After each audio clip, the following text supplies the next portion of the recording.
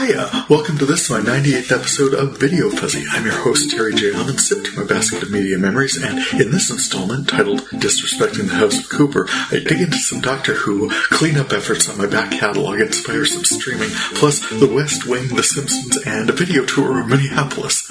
Welcome to the show! He doesn't have it on video, does he? We'll find out together on VideoFuzzy. Our move to Utah has been a bit of a holding pattern for the past month or so. While applying for housing, health care, and trying to get settled here, I've taken the opportunity to relax, just enjoy my life, and follow up on a few longer-term projects I've not been able to get after.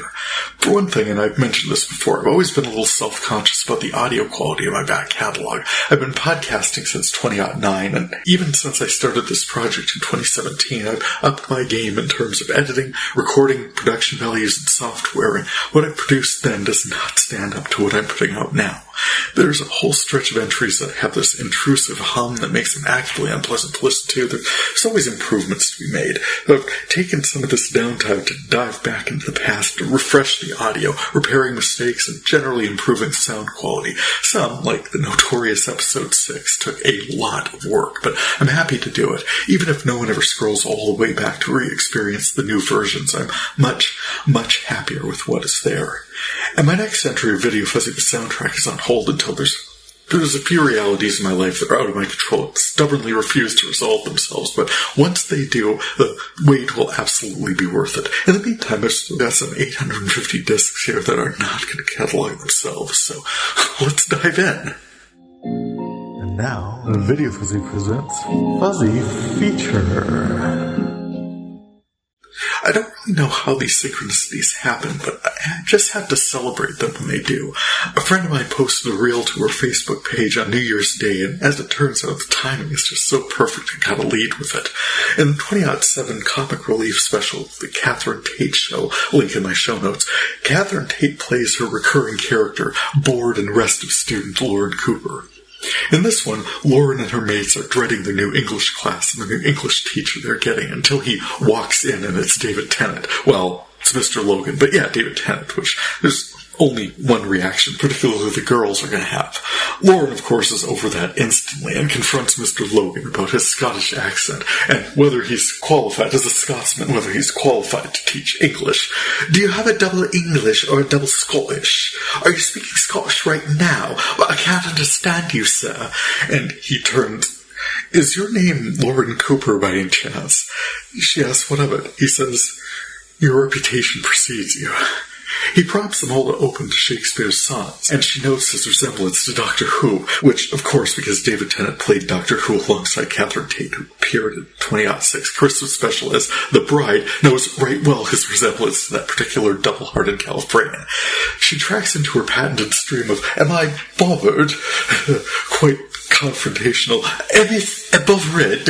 Look at my face. Look at my face. Is this a bothered face you see before thee? He confronts her directly. Shakespeare was a genius. You, Miss Missy, are definitely not. You're boring, pointless, and repetitive. Bit like Shakespeare, yeah. Says she's not worthy to speak the name of Shakespeare, and if she doesn't settle down and focus, he's calling her parents. At this, Lauren sits straight up. Art thou disrespecting the house of Cooper, she barks? Art calling my mother a pox-ridden wench?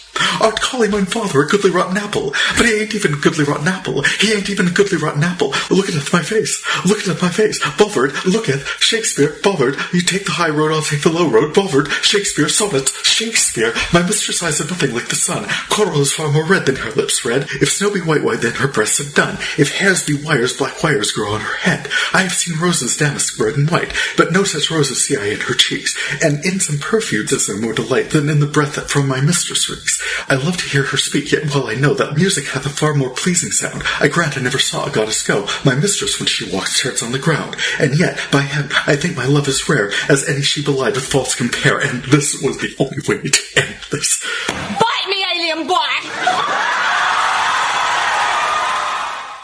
At which point, Tennant, or I guess Mr. Logan in this sketch, pulls from his pocket a blue laser or something or other, which he is transformed into a Billy Piper action figure with the words, "A rose by any other name would smell as sweet." That reference to Billy Piper's character, Doctor Who, Rose Tyler. Catherine's always going to get the last word, of course, in this case. Very high-pitched, apparently from the action figure. "I'm still not bored." See, why this sketch, this exchange was so perfectly timed. And again, thank you, Cordy, for sharing that. Was a scene I'd been thinking about for a while. Post his passing, we learned of Bernard Cribbins as Wilfred Mott. Well, I learned of his passing in 2022, around the airing of the Doctor Who 4 Part 60th Anniversary Special, Christmas Before Last. And then with this set of cataloging, I encountered his appearances alongside Catherine Tate in End of Time Part 1 in 2009 and End of Time Part 2 in 2010. At the beginning of Part 1, Bernard Cribbins as Wilfred Mott gathered a cadre of feisty elderly birdwatchers with a focus on Gallifreyans, especially the ever-so-handy Minnie. It calls them the Silver Cloak. They gathered because John Sim is the master, in the form of some ravenous energy wraith, has been invading their dreams ahead of the confrontation with the Doctor, at this stage appearing as David Tennant. And oh yeah, did I forget to mention that Wilfred Mott is grandfather to Catherine Tate's Don Noble. I ran into all of them across desks 1711, 1713, 1714, and 1716, and because the TARDIS was involved, the entries were all timey-wimey and out of order. Fortunately, now that they're catalogued, I can pop them in and watch them in the right order. Christmas specials are one thing, two-parters are another. That's 2 hours the Doc's got to be kept running around confused before figuring out saving the day at the last moment. Doc's on Earth, and Wilf has his own Baker Street irregulars. I mentioned the Silver Cloak, all grannies and pensioners peeping through their windows and calling each other with any sign, leading them right to him, edge of town at a quarry of some sort, where the Doctor is confronting a ravenous master. He leaves off his chase and narrows in on Wilfred. What's so special about him? Other people look for him for centuries. How did Wilf just get to him that afternoon? What's so special about him? Well, I mean, he's Donna's grandfather, so that's something. There's some potential he's a young man who held the Doctor's essence for safekeeping against the family of blood way back when. Then Donna once merged with the Doc's DNA to help him save the world, and afterwards Doc wiped her memory, and if she ever remembers him again, he said, her brain will burn and she will die. As for Wilf, much more recently he and his mates have been having bad dreams they can't remember, and Wilfred himself saw a broadcast during the Queen's Christmas address that only he could see and hear. For as much trouble as that must have been to arrange, it wasn't too informative, but it did get him to dig out his old service revolver, so he got it for later. Doc resumes his search for the Master and finds him in the gravel pit. The chase sequence is pointless, the conversation they have is pointless, but Doc does hear the noise in the Master's head and recognizes with disgust that it is not insanity, it's some kind of signal, but he does not know where it's coming from. He's trying to get to the bottom of it when he's knocked down and the Master is abducted by some paramilitary security detail. There's a gathering with a team of investigators studying alien tech stolen, purchased, or otherwise acquired from Torchwood by billionaire investor Joshua Naismith. Some sort of found alien medical tech he's brought the Master in to repair. What it does is you feed it a medical template and it heals entire planets. What Naismith wants it for is to give his daughter Abigail immortality. In this case, however, the Master hops into it and heals everyone on the planet of their humanity, turns us all Gallifreyan, specifically turns us all into the Master. Apparently at the behest of Timothy Dalton as Lord Rassilon, once and future Time Lord President, who in this incarnation is beaming insanity at the Master's head and hoping for exactly this outcome. 6 billion John Sim era incarnations of the Master. If one's bad, a whole planet's worth is out of hand. Part 2 resumes on Gallifrey, the wreckage of the Panopticon, the wake of the Time Lord. The weak-willed, broken-down council terrified Lord Rassilon's unquestioned autocracy. Any dissent is met with painful and instantaneous murder. The handful of remaining Time Lords sift the prophecies for clues how to proceed, but apart from, hey, get that one Chaos agent to turn everyone on the planet into, well, him, they don't really have much of a plan. However, once they do this, which how exactly could they have anticipated the Master hijacking found alien tech to transport the population of an entire planet into himself so as to accomplish this? That's clearly not important. Rather, they focus in on the Master's genocidal planet-wide madness and Gallifrey to those coordinates. So, Now having zeroed in on the signal, they don't need it anymore, so Lord Rassilon restores humanity as a reset, and I'm like, oh, really? Alien tech rewrote every strand of DNA in 6 billion people. Lord High Thanos here can wave a glove at us and undo it. L and Z meet Control Z. And it's the dumbest thing ever because Gallifrey drops out of the time lock inside the moon's orbit, so planetfall has a few major collisions imminent. If you want to find some stretch of space in between existing orbits, or heck, heliosynchronous on the other side of the sun, it's possible we'd never even have figured it out. Nah, Lord Rassilon figures they can transcend physicality and exist as pure consciousness, outside cause and effect, outside time and space. The Doc knew this was their plan to end all existence and put a stop to it and place the time lock.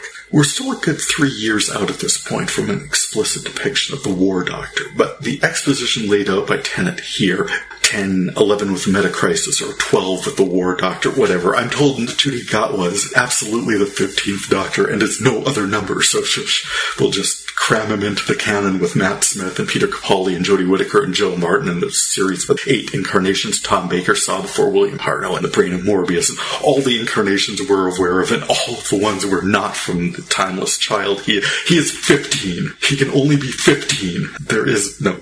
Fine. But with the exposition laid out here by 10, 11, 12, we have a good basis for John Hurt's grim machinations as the let us never speak of him again War Doctor. Some throwaway exposition that the Gallifreyans gave rise to the Weeping Angels as Gallifrey falls back into the time lock and the terrors of endlessly recursive battles of maybe kings, the Nightmare Child, the never-weres and might-have-beens. This ancient race of assassins could climb back out of living stone and endless existence ago, giving rise to the Church of Silence and the Papal Mainframe, so the groundwork is laid in for the laying in of some groundwork. The last 15 minutes of the show is so much fan service, with 10, 11, 12, 14 walking through time, nudging things along, tying up loose ends, saving his friends' lives, arranging significant meetups he'd never have known about if he himself had never made them happen. I mean, that's interesting. Satisfying his own curiosity about elements of his own storyline, and are we mad about this? Hell to the no, we are not. I mean, it'd be interesting to know how this barely corporeal incarnation of the Master then becomes that stowaway aboard a 4-mile-long ship trapped on the event horizon of a black hole in 2017, but it's not important right now. Tennant gets to say hi to Rose before her grand adventure in the same kind of way that Rose chats with the War Doctor before he ever technically meets her, and that's pretty cool. And then as one final parting gift, sets 11, 12, 13 on course to crash land in a young girl's back garden and all the adventures they're about to have. While I remembered quite a lot about this particular adventure, which aired over 2 weeks at the end of 2009 and the beginning of 2010 and closed off the first storyline for David Tennant's adventures as the Doctor, I had forgotten so much of it, like how the storyline resolved and what actually happened with Lord Rassilon and how they tried to fig leaf the Genesis storyline for the Weeping Angels. And, how one of them reached out psychically to Wilfred to have him bring a pistol to the standoff between the Doctor and the Master and Lord Rassilon, with the warning not to tell the Doctor about the warning or it'd all fall apart. And all of this somehow before the signal fell from the sky, and why would that be a priority for them? But you know what? That's not the important thing. The important thing is that an entire planet appeared in the sky directly above London, and Donna still managed to miss it. The Doctor gave her a lottery ticket as a wedding gift, and it absolutely hit, because of course it does. A pointless wedding gift otherwise from a Time Lord, and the part she never finds out about, which was that the ticket was purchased with a £1 note the Doc borrowed from her father's, so, in a way, yep. A lot of fan service, a lot of joy, fantastic adventure, and wonderful story for a brilliant, long-serving, much-beloved Doctor, David Tennant. What a great send-off. Two, in fact, defending the universe against corrupt and actually turned wicked Time Lord Council led by James frickin' Bond, Timothy Dalton, and then against Neil Patrick Harris as maker and destroyer of worlds, the celestial toymaker. The first time he got to put things right the way he wanted them. The second time he got a chance to rebuild and heal himself from the ground up, with all the love and support surrounded by friends. I gotta say, it's not perfect, but the David Tennant iteration of Doctor Who tracked some truly astonishing storytelling. Loved revisiting this handoff, loved how much we got to see of Bernard Cribbins and how much he got to do, and this adventure was the right level of epic for the moment the show was exploring. Well friggin' done. I associate many things with many things. Cross connection. I've walked Doctor Who several times through these, and the connections remain solid. Yep, those are connections through the mystical centers of my media collection, identified as 6 Feet Under, Studio 60 on the Sunset Strip, Ryan Murphy Productions, and Joss Whedon Productions, or my Studio Murphy Under Joss Challenge, which I've determined just sounds naughty, and I refuse to abbreviate it like that, sorry. So, in this set, Joss Whedon's 60 Feet Under Murphy Studios Challenge. David Tennant was in Hamlet with Patrick Stewart, who was in X-Men with Nip Tuck's Famke Janssen, so there's a Ryan Murphy connection, sort of through a Joss connection. And I've got Catherine Tate in Going Dutch with Beth Sleary, who was in Rescue Me with 6 Feet Under's Stephen Pasquale. Oh, I can do even better, though. Everyone involved in Doctor Who is one step removed from the Jossverse, having appeared with Neil Patrick Harris from Dr. Horrible's Sing-Along blog. Direct link. But I wanted to track Bernard Cribben's connection since he pulled such a significant role in this set. As of the End of Time specials, he represented the most direct connection I had. Along with his appearance in Doctor Who and 4-part 60th anniversary special last year, Cribbins also appeared in Blackball with James Cromwell from 6 Feet Under. Babushka. In other connections, I found Amy Acker of Angel in the first season episode of Supernatural, another strong Jossverse connection for that show, alongside Mark A. Shepard of Firefly and his recurring character of Crossroads Demon Crawley. Also enjoyed Stan Lee's appearance in The Big Bang Theory. That was silly, but quite a lot of fun. Then on disc 1720, I archived the pilot episode of Parenthood. The show didn't speak to me, and I mean at all, but the casting was just a galaxy of cross-connections. I had Peter Krause from 6 Feet Under, Lauren Graham from Studio 60 on the Sunset Strip, Craig T. Nelson from Monk, Grace and Frankie and The Incredibles, and Mike O'Malley from Glee and The Good Place. I mean, there's so many good cross-connections right through the mystical centers of my media collection just in the pilot episode of that show. And the soundtrack for that show featured Bob Dylan singing Forever Young, which was a perfect vibe for that episode. But I mostly bring it up to mention the series finale of Nip Tuck featured All I Know by Art Garfunkel, which I absolutely added to my music collection just on the strength of its appearance in that production. Then, on disc 1704, I found Bruce Davison in an episode of Psych, and I knew I'd spot another golden thread. Golden thread.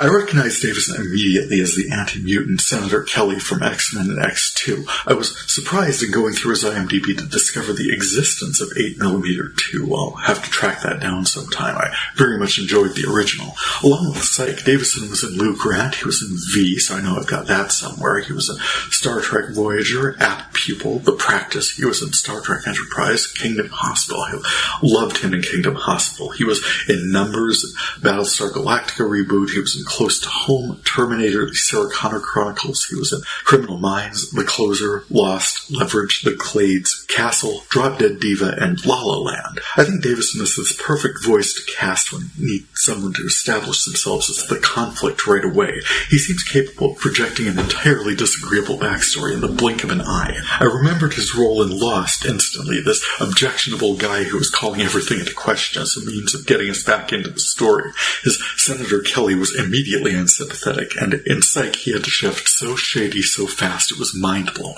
And he's capable of so much more. His approach to Dr. Segment in Kingdom Hospital was fantastic.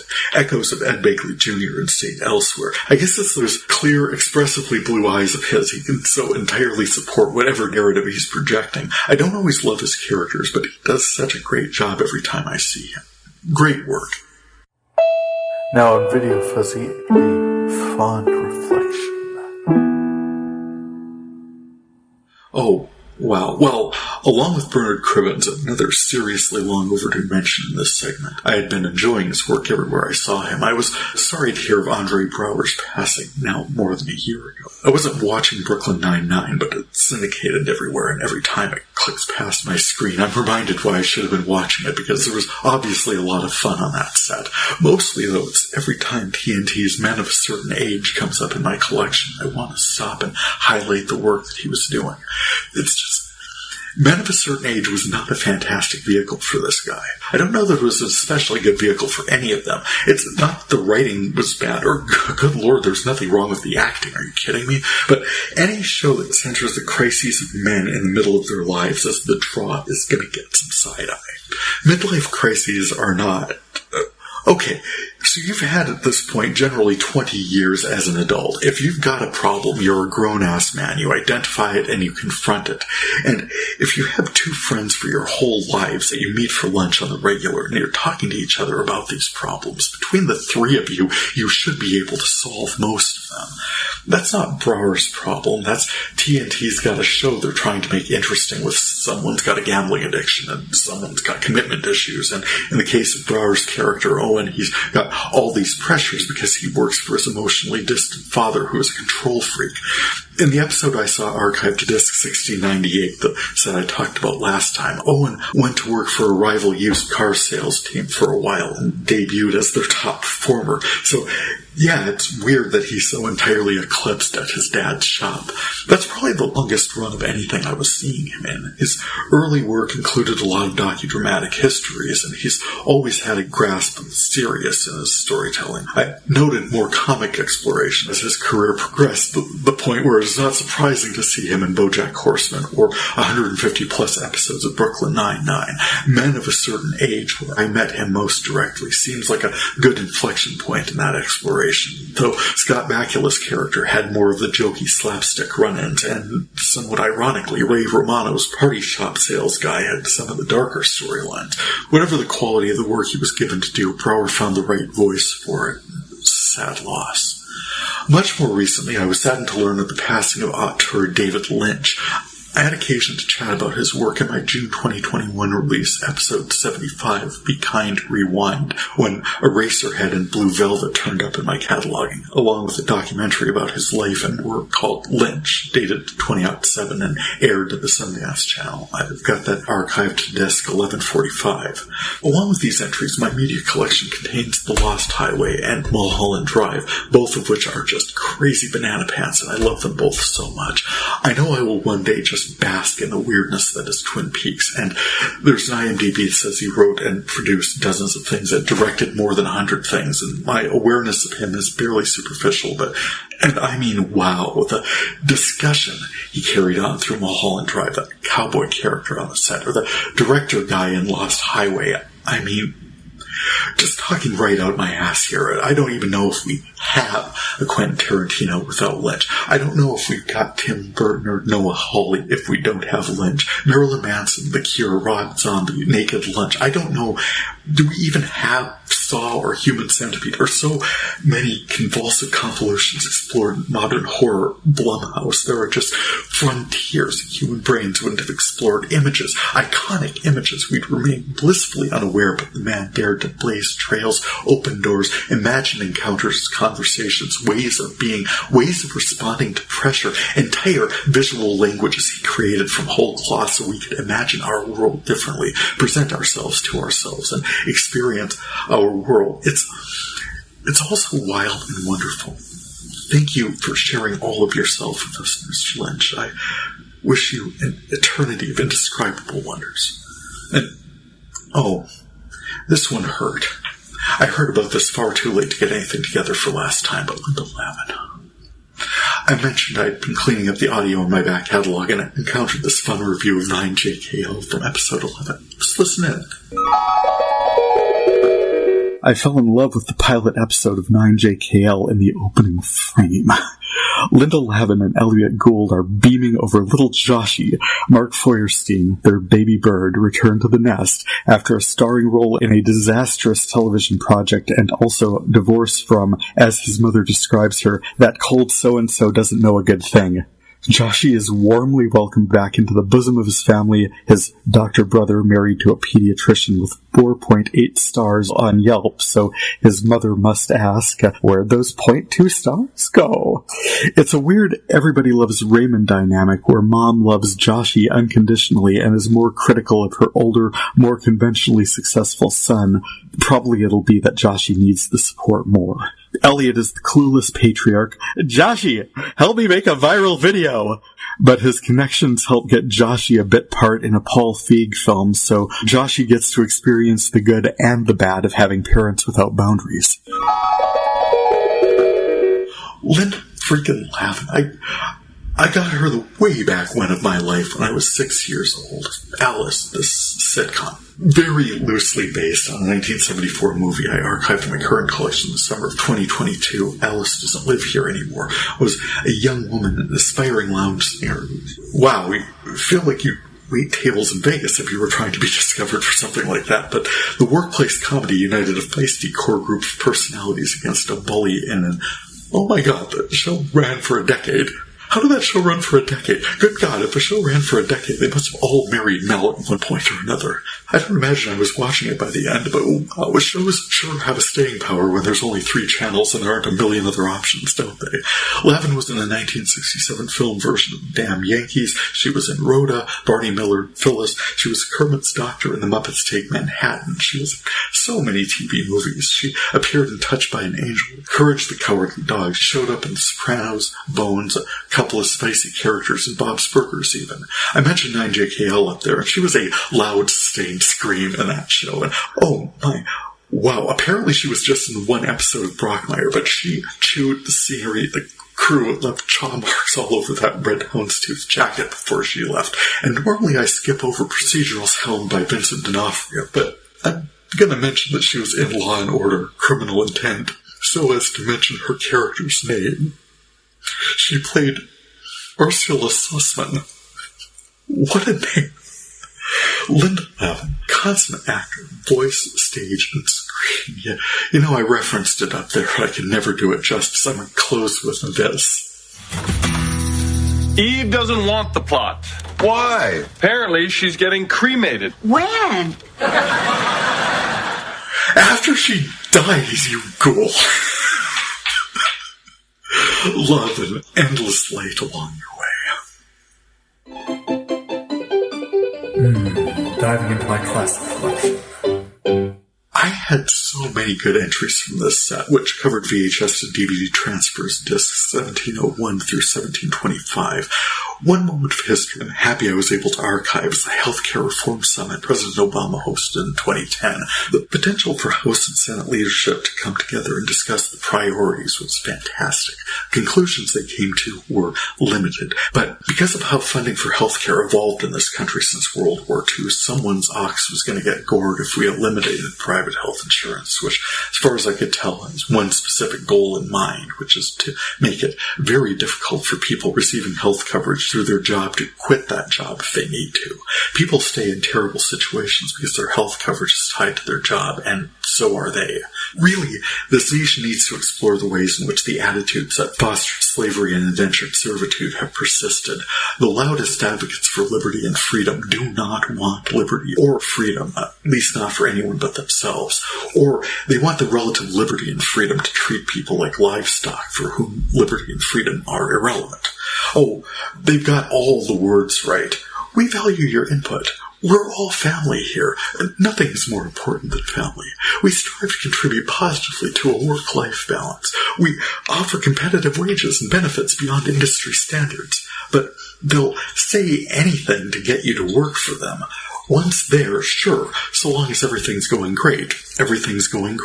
But through the magical conflation of paid time off, your sick pay is also your vacation pay. So if you get sick or you have to take care of any family members, forget going to Florida this summer.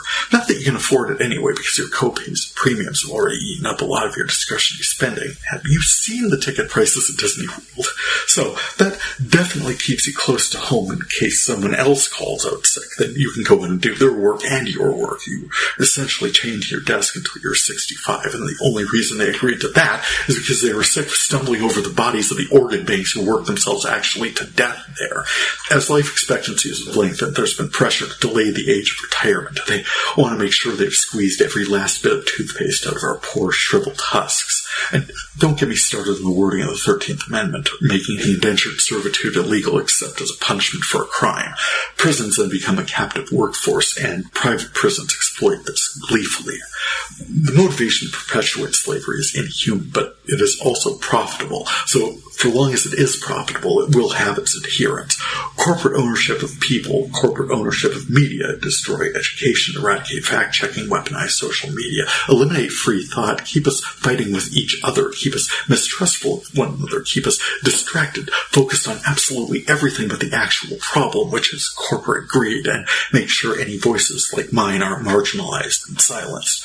Undocumented workers are scapegoated, minorities are scapegoated, women in need of life-saving medical care are scapegoated, LGBTQ plus persons are scapegoated. What did we do? Dare to live our lives openly. Quel horror. There's a very angry mindset in American culture that finds any expression of actual liberty or actual freedom infuriating, which is weird because they're sitting there having these molar-grinding big feels about stuff that has zero impact on their lives at all. Two people fall in love and get married.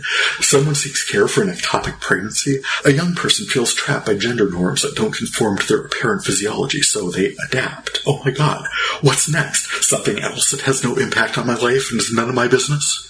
They're also supposed to be the ones who reject government intrusion into our lives, but there they are in every classroom, bedroom, and doctor's office in America, all because price begs. I started this talking to the White House Summit on Healthcare Reform in 2010, and it was cool to watch some of that as I was cataloging. Legislation is the outcome of competing priorities, and it was good to see them outlined, summarized, and, most importantly, on the record.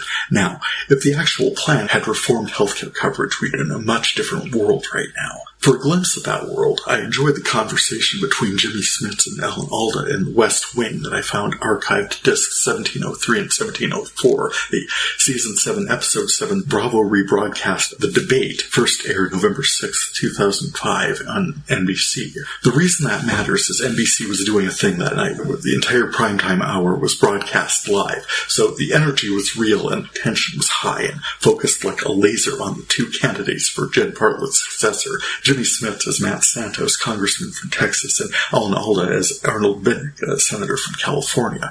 They carried the entire night, and the best part of it was that, okay, first the candidates immediately agreed that the rules that they agreed to were far too restrictive, so the format instantly relaxed into something much more watchable. Then the camera direction for the live production, rather than feeding into the artifice of boring policy exchange, crackled with the excitement of live television. Yet, this was absolutely a thoroughly scripted, exhaustively rehearsed, brilliantly blocked and choreographed production, but it sizzled with just all the things show creator Aaron Sorkin wants to say all the time about our world and government. The topics ranged among immigration, job growth, tax cuts, spending cuts, energy policy, and health care, both coverage and drug costs. They had a solid go-around on that, but even Sorkin had to pull back because there's federal law that prohibits government from competing with private enterprise, so any public option offering of health care has to remain just that, an option. But even in this episode in 2005, hell, back in the 1990s, even maybe longer, they were talking about just expanding Medicare to cover all Americans birth to death. The argument was not allowed to prevail, but it was a long, sustained note of Sorkin allowed to just hang in the air there. I'm attributing all this to Aaron Sorkin. I remember hearing he'd stepped away from the production around season 4, so despite the writing credit, I'm not sure how much of this episode he had his hands on, but it rang true for most everything else I've heard attributed to him, so it's certainly in the spirit. But the White House Summit was also very cool to watch at exactly the same time. Fun to reminisce about an era where policy discussion was even possible among these players and in that space.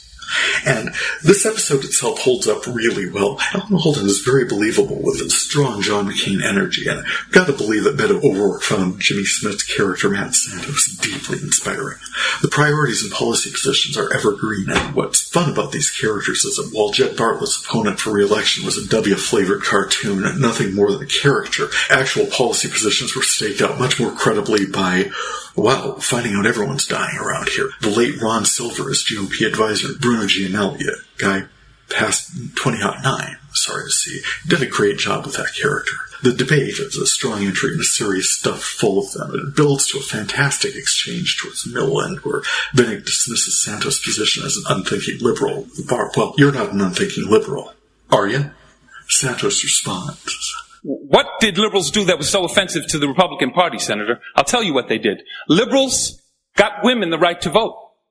Liberals got African Americans the right to vote. Liberals created Social Security and lifted millions of elderly people out of poverty. Liberals ended segregation. Liberals passed the Civil Rights Act, the Voting Rights Act. Liberals created Medicare. Liberals passed the Clean Air Act, the Clean Water Act. What did conservatives do? They opposed every one of those programs. Every one. So when you try to hurl that word liberal at my feet as if it were something dirty, something to run away from, something that I should be ashamed of, it won't work, Senator, because I will pick up that label and I will wear it as a badge of honor. And my leanings are what they are, but Vinnick was given a great closing statement, affirming out loud that both he and Santos love America, that they both want to solve America's problems, that they just see different ways of doing that. It was refreshing to hear that instead of the, you suck, no, you suck, that America's policy conversation has absolutely devolved into.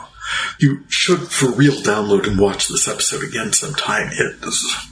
Anyone needing to restore their faith in American democracy for whatever reason that might be, it might even manage to do that. Other standouts, on Disc 1711, I got Morgan Spurlock hosting most of the 20th anniversary special for The Simpsons in 3D, on ice. I didn't remember them being on ice, but that might have been in the last couple minutes. The recording cut out and my copy called homage. It was certainly in 3D. Even Morgan Spurlock was more three-dimensional than usual. Along with a lot of commentary from the creative team and voice actors, camera crews took in some superfan collectors with tattoos, memorabilia, and in at least one case, a life-size Marge figure. Spurlock walked us through these curiosities along with Comic-Con. Apparently in 2010, you still needed to specify San Diego, where fans did some absolutely incredible impressions, as well as a copyright-infringing Deaf Brewery in Argentina, and a compact little historical look back at the origins of the production. Matt Groening taking the call to animate short clips on the Tracy Ullman show and how he was inspired on the spot to hastily sketch a new batch of characters so as to retain creative control over life and health. They cut away for far too long to leadership of the Catholic League asking, without irony, does the church just have to be a piñata? A figure of fun? A thing to be laughed at? Not sure. I mean, I think I remember someone involved with that group a while back said something about turning the other cheek, but yeah, absolutely a great thing for one group enjoying the full protections of the First Amendment to do is to attack someone else's First Amendment rights, especially in defense of children. Given, well, anyway, the reason that this is unforgivable, and it comes down to the editing, is in 2010 we had Dr. Ruth Westheimer at the very last couple seconds of this production talking about the true foundation of this show, which is the love between Homer and Marge. You've got Dr. Ruth Westheimer, you could have her host the show and then just let her talk for 42 minutes, but I get it. As she said, the abiding strength of the show rested not only on Marge's love for Homer, but with Homer's love for Marge. And, well, there were enough instances over the years to explore the dysfunctional family dynamics at play, but at the end of the day, they love each other, and that's the priority. Season 21, Episode 10, Once Upon a Time in Springfield, Krusty the Clown marries his co-star. No, not Sideshow Mel. Princess Penelope. Or does he? Fade out to credit screen had an end note. Thanks for 20 beautiful years. The best is yet to come. An intriguing assertion since, okay, I gotta back this up a bit. 5 episodes to the west, Season 21, Episode 5, the Philanthrochicks professional women's group in Springfield were inspired by Springfield first responders and probably more inspired by Meryl Streep movie Calendar Girls, to raise money by modeling for a racy calendar. Then it turned out that all the months were March, which is interesting for a couple of reasons, one being the episode title, The Devil Wears Nada, itself inspired both by another Meryl Streep movie from a few years before, and a photo spread in the 2009 issue of Playboy magazine featuring Marge Simpson titled The Devil and Marge Simpson, which itself sounds like a callback to the 1941 Jean Arthur vehicle, The Devil and Miss Jones, I talked about in episode 86, Everything Comes Down to Scrubs. But yeah, as of 2009, some percentage of the American public had seen a tasteful selection of artistic boudoir photography of Mrs. Simpson Bouvier, and I'd have identified that as a high watermark for the production in terms of cultural phenomena and currency. Not to mention, in putting this together, the 20th anniversary special included a hip-hop remix of the Mr. Plow song by Moby, and I pulled up a YouTube video of Bart doing The Bartman, which closed with a few frames of Reverend Lovejoy dancing actually with the devil, but hey, coincidence. And their Lego episode aired in 2014, and that charming episode archived to the very first disc in my current collection, so they absolutely had some fantastic and innovative storytelling yet to explore. I, in fact, marked several points of interest in this set, including a late-season production of Dollhouse that I guess they knew it wasn't getting renewed, so they just started cramming absolutely everything into shot, trying to close it out. Rich, jaw-dropping plot twists show creator Joss Whedon could have spent entire months-long multi-episode story arcs exploring, dismissed and rapid-fire cold-eyed resolve in the 4th chapter. It was cool seeing Amy Acker here and in the first season of Supernatural I saw her in, but it was a little like watching that episode of The Girl in Question in the 5th season of Angel, where Fred's parents show up at the law firm and we watch Illyria switch back and forth between ancient god and their goofy daughter. Amy Acker had a range, and that's absolutely undeniable. And the series finale of Nip Tuck I encountered was every bit of that show's energy boiled down to essentials. An older Japanese porn star, episode-titled character Hiro Yoshimura, comes to the offices of what has now been rechristened as McNamara Troy Cruz to get a scar from his bypass surgery removed so he can work in the American market. Later we see a clip from the scene he was shooting, suggesting whatever they did to his exterior, his inner workings were not up to the pressure of bedding half a dozen enthusiastic young women. But that said, what a way to go. Finally, in kind of a cute little zeitgeist appearance in a March 2010 episode of Colbert Report I'd archived to disc 1721, Stephen Colbert decided he needed some cheering up, so he jumped on a Soviet-era meme that was circulating singer Edward Gill, obviously thrilled to be appearing in what's clearly some kind of Carol Burnett, Sonny and Cher, Moose and Squirrel-style variety show pairing Bob Mackie sets and Bob Goulet vocals and Yakov Smirnov's own Soviet Russia singing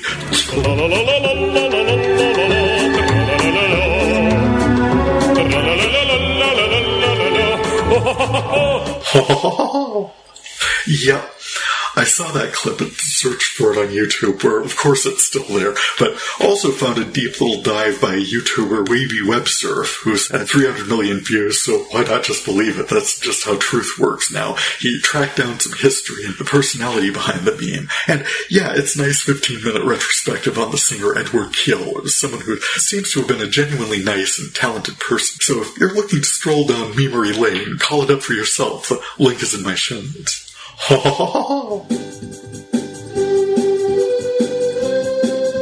I've been watching.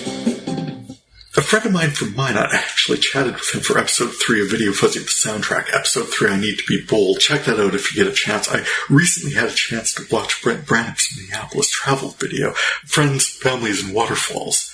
It was a delightful little 20-minute travel log for him and a core group of friends and their family. Re-encounters in Twin Cities, Minneapolis and St. Paul, Minnesota. He visits art museums, live music, outdoor street festivals, even his fascination with the bed and breakfast he stayed at was so charming. Through his eyes, we experienced the Walker Arts Center, the Minneapolis Institute of Art, the Minnesota Public Radio Station, the waterfall at Minnehaha Falls, and so much more. One truly wonderful thing about the travelogue is that he shot it in the summer, and beautiful weather, so sunny, everything's so green. It really makes such a contrast to the area now. Of course, I'm writing this from sunny Utah, where the weather has been at least walkable for most of my time here, so that's been a plus. We've gotten out to visit dinosaur museums, mountain paths, native food trucks, and a reservoir near Roosevelt in northeast Utah, where I got to see a waterfall too, though much less eye-catching than the one my friend experienced in Minnesota.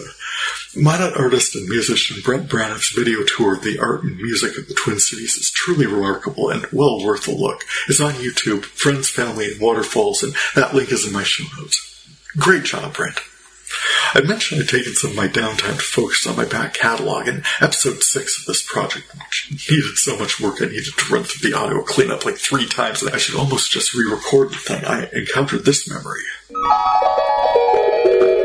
Tyler Labine appeared in many shows before and since that I never saw. He had a recurring role on Boston Legal in 2006 that I'm looking forward to revisiting when I hit that set of recordings. He had a lead role in the short-lived Sons of Tucson that showcased his slacker man-child qualities. Also, he's showing up in something this year called Big Bear, where a guy has broken the engagement off with his fiancée, but reluctantly decides to have his bachelor party anyway. Should be a good time. See, that's the cleanest I'm able to get that, and believe me, it was way worse before. It was the worst audio capture I've ever made for one of these. I think I recorded it to my phone or something. Wow. Anyway, I was cleaning these up and got as far as 15, which feels like a good use of time and energy. I'm going to keep at it, and made me think I never did hear of or see Big Bear, so I checked streaming availabilities and found that I had ad-supported access to it for free, so I pulled it up and pressed play. Big Bear is tough to slot. We meet Joey Kern as Joe, a groom, driving to his bachelor party in a cabin, Big Bear Lake, 2.5 hours that way from Los Angeles, where he meets his groomsmen, already assembled.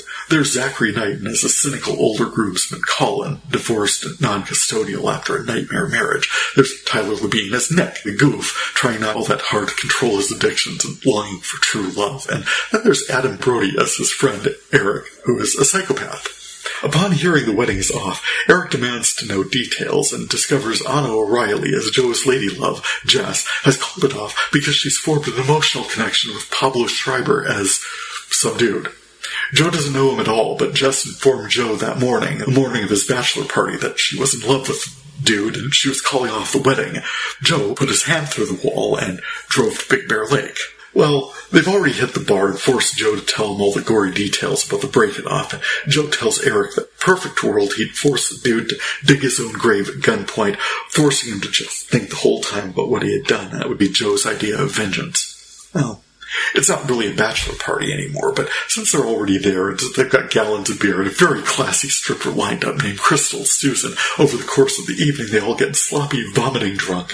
Nick passes out on the bed, Colin passes out in the stripper, and Eric drives back to L.A., abducts the dude at gunpoint, and ties him up in the basement of the cabin. So, it's a comedy? A thriller? A psychological drama? Yes. See, on learning what Eric has done, Joe's just going to untie the dude and let him go. But the dude keeps revealing stuff about himself and his relationship with Jess and just keeps making this worse. I mean, I don't know how long dude has been building this emotional affair with Jess, the fiancée. I feel like I need to keep identifying her because she barely exists in this movie. She's on screen for like 17 frames, being all sad and vulnerable. But yeah, Joe loves her. This breakup is causing him to have dissociative, tunnel vision, panic attacks. He said it's like he's got this great big bear sitting on his chest. And there's a target for his rage, and it's Dude, who first gets after him for not making enough money. Dude is in mergers and acquisitions, says Joe needs to be making way more money if he's going to be marrying someone. He takes this as the reason Joe doesn't get along with Jess's family, which, of course, she is totally shared with the dude. Oh, and he's definitely going to the police. Then Joe learns that Dude is married with a daughter, and despite earlier having said otherwise, Dude is definitely sleeping with Jess. Okay, yes, fine, if Joe must know, the dude's relationship with Jess became physical the night before, which is why he stumbled to the door in Joe's robe when Eric knocked on Jess's door that morning. Well, each of these revelations was bad enough, particularly since Joe was such a non-presence in his own relationship. Dude didn't even know who he was when Joe came down the stairs to confront him. You don't know who I am? Joe asked. Well, for one thing, you're wearing my robe. The tension built with each new trip to the basement, and a cop at the door responding to reports of a stripper sighting, and Eric figuring out some new way to frame the situation that somehow involved tying Nick up. What? And getting jumper cables out and maybe electrocuting the dude.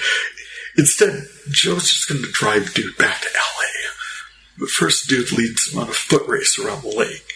This part was very silly. And when Dude drops a condom wrapper in the car, Joe first goes off on him. How are you cheating on your wife, my fiancé? And then chasing Dude through the woods with a shovel and a pistol. Conversation with him about what's really going on. Joe says when Jess broke off the engagement, his first emotion was relief. Joe was in love with Jess, he said, but more because he feels like that's what's next. He's got the semi-professional job, he's got the fiancé. They've lived together so they know they can. And Dude says, no, that's not it. You don't marry someone you can live with. You marry someone you can't live without. Joe realizes he just has to rip off the bed, make a fresh start over with someone new. Yeah, the whole wild bachelor party, check. Wake up the next day having committed some terrible crime, check. The woohoo, slept with the stripper thing, check. The ooh, how are we going to get out of this thing, check. Oh my god, what the hell is wrong with you? Are you crazy? Check. And powerful, life-changing realization. Check. Ultimately, Dude needed this reality check as well. Joe gave him a big one. Based on his friend Colin's experience, Dude's probably not going to retain custody of his daughter. Gave him something to think about on his way back to L.A. For his part, Joe made it back in town with his friends, having resolved a huge chunk of his anxiety along the way. Good movie?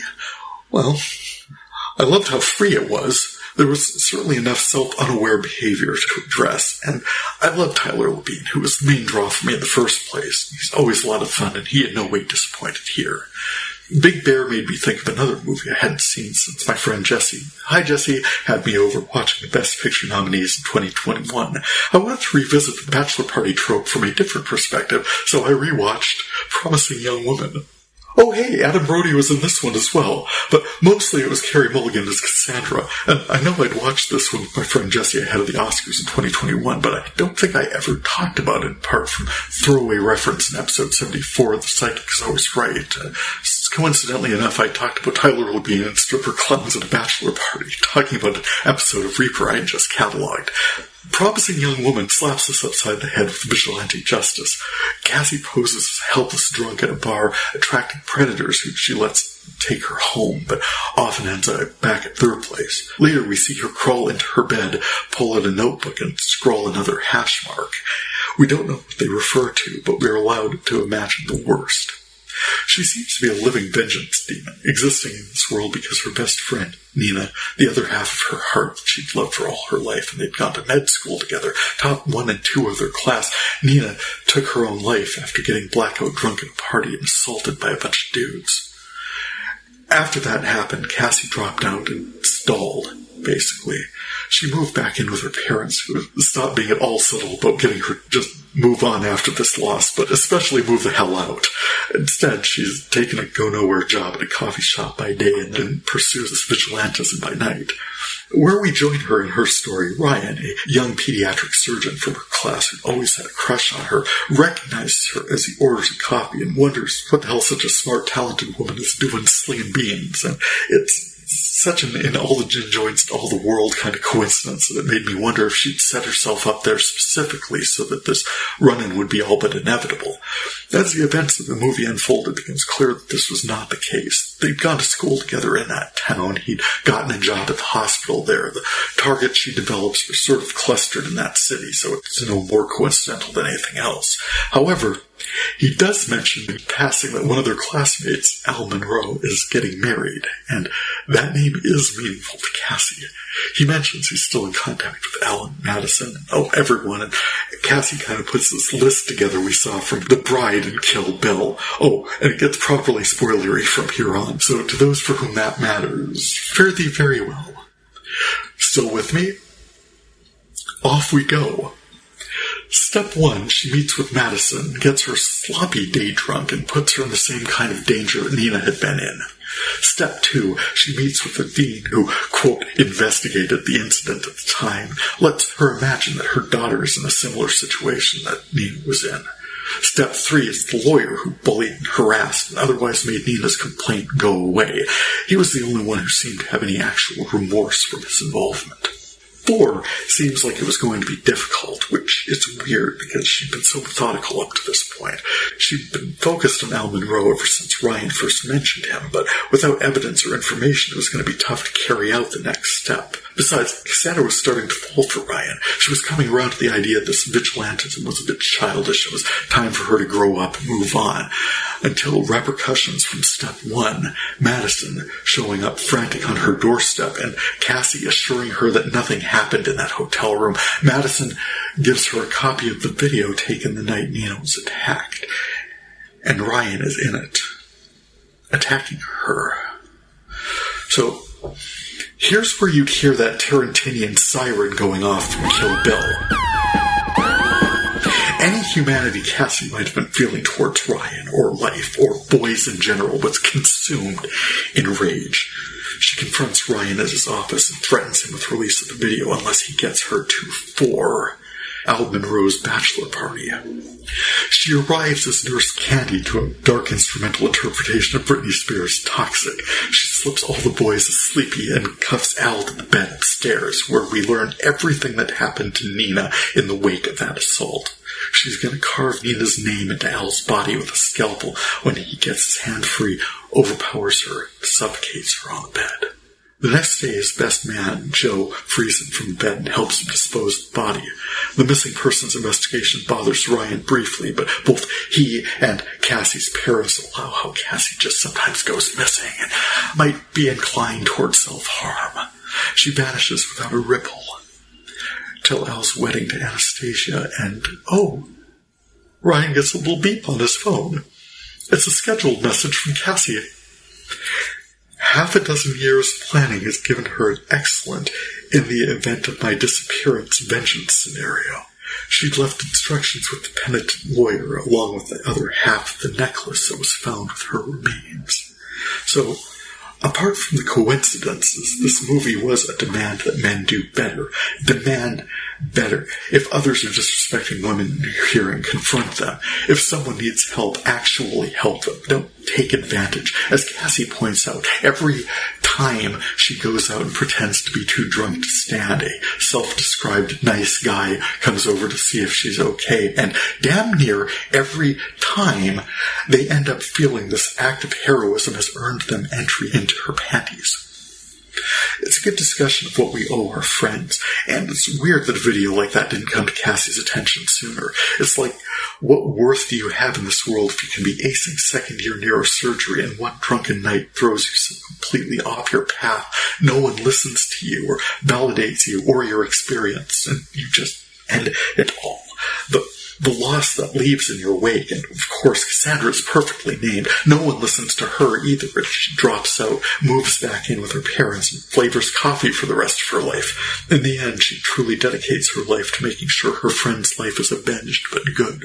The intensity of the one movie is far overshadowed by the intensity of the other. I mean, in Big Bear, the guys sort of come to a realization that they're both jerks. Promising young woman, she gives her life avenging her friend. I mean, if she just carved her name in the guy's skin the way she had planned, he'd mostly have just had a seriously awkward conversation with his fiancée that probably broken off the wedding. But yeah, that situation escalated, and he and his friends had serious crimes to answer for. Either way, a couple of bachelor parties that kind of went sideways, but for sure it was fun to revisit the one and finally see the other. And beyond that, time to get this one in the feed. Thank you all for checking out my video cataloging project. You can check out my catalog listing along with audio links at VideoFuzzy.blogspot.com. For past episodes, add, follow, and subscribe to VideoFuzzy everywhere you get podcasts. If you get the chance, please check out my VideoFuzzy soundtrack entries as well. Feedback is always appreciated. You can contact me through my blog or podcast sites via email to tjaman1970@yahoo.com or through my VideoFuzzy pages on Facebook, Instagram, and Threads. For VideoFuzzy, I'm Terry J. Aman. Happy viewing. It might be amazing, it might just be scuzzy. We'll find it together on VideoFuzzy.